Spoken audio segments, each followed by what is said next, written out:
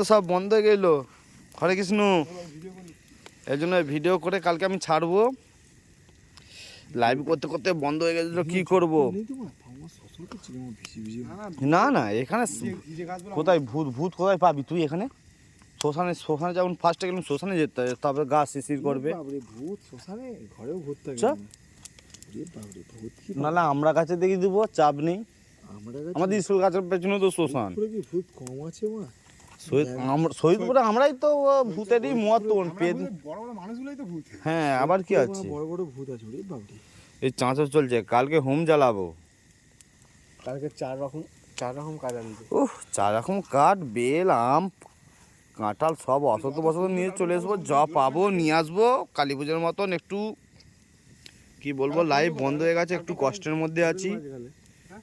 আমাদের কি দেখাবো, পুরো পুরো এই রাস্তাটা পুরো একদম শিশির পড়ে গেছে। এই কুয়াশা, সুসাং রাস্তা, কিচ্ছু নেই। শুধু দেখবে একটা লাইট হালকা জ্বলছে। আমি জুম করে দেখাচ্ছি, জুম করে দেখাচ্ছি। ওটা হচ্ছে পোলট্রি ফার্ম, একটু ঝিলঝিল করবে। তার পাশে হচ্ছে শ্মশান। জুম বন্ধ করলে একদম পুরো যেমন জোনাকি পাখির মতন। এই যে হচ্ছে চাঁচর।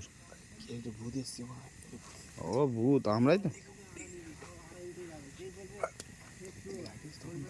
না।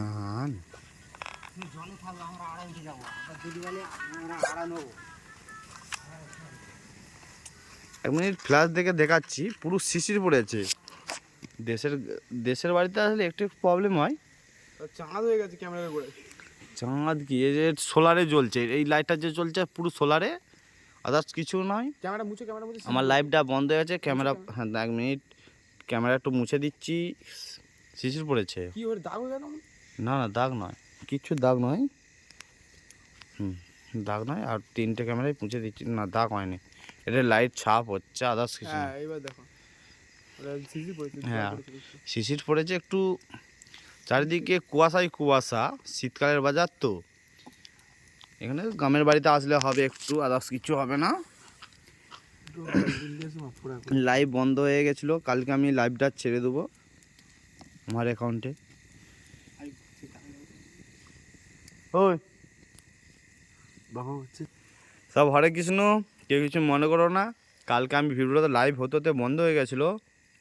কালকে আমি ভিডিওটা ছেড়ে দেবো, একটু দেখে নিও। কিন্তু নেই কি, একটু দুঃখের বিষয়, ফোনে চার্জ ছিল না।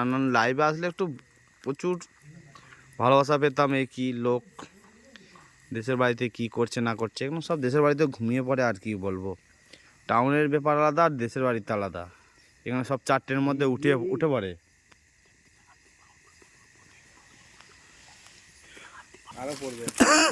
হরে কৃষ্ণ।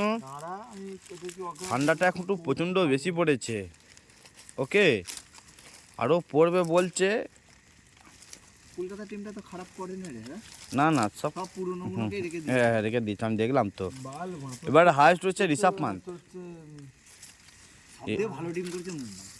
মুম্বাই তো সব সেই প্রথম থেকে আরো ভালো করেছে না। ঋষভ পান্তকে নিচে। না, ঋষভ পান্ত কাকে নিচে? ঋষভ পান্তকে পাঞ্জাব নিয়েছে। সবচেয়ে হায়েস্ট নিচে 27 করোড়।